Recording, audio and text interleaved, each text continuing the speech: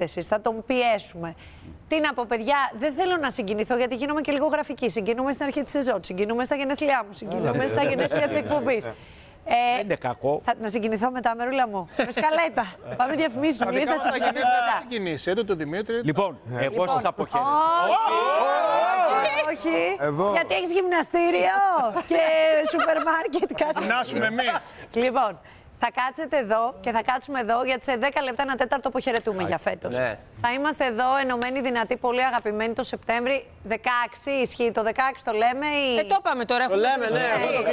Μας βολεύει το 16. Έτσι μου είπατε ρε παιδιά, εντάξει, άμα δεν το λέμε. Εκεί κοντά τέλος πάντων με τα σχολεία. Και να ξέρετε ότι ψέματα είπε. Όχι, εντάξει. Αλήθεια. Λοιπόν, θέλω να σας πω ότι σας έχουμε μέσα στην καρδιά μας και ακόμα και όταν δεν θα είμαστε εδώ το καλοκαίρι και θα είμαστε στις διακοπές μας και θα ξεκουραστούμε, να ξέρετε ότι μετά από 2-3 μέρες θα χαλαρώσουμε και θα αποφορτιστούμε. Θα μας λείπει αυτή η πρωινή συνήθεια, γιατί αυτό που σας είπα και σε ανύποπτο χρόνο πριν και θα το ξαναπώ και τώρα και το λέω και σε όποιον με ρωτάει, μα καλά 10 χρόνια δεν κουράστηκες στο Happy Day, δεν θες να εξελιχθείς, να κάνεις κάτι άλλο.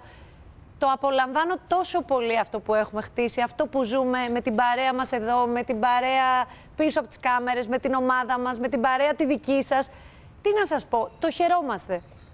Ερχόμαστε το πρωί και ερχόμαστε με χαρά να ξυπνήσουμε παρέα, να πιούμε τον καφέ μας. Να το ξέρετε αυτό. Ακόμα και με κλειστό λαιμό που ήμουν την προηγούμενη εβδομάδα, στεναχωριόμουν και έλεγα δεν μπορώ να ανταποκριθώ σε αυτό το ωραίο που έχουμε χτίσει. Στην πρωινή μας καλημέρα. Όχι, Μέρη, θα πάρω over, θα τα πω.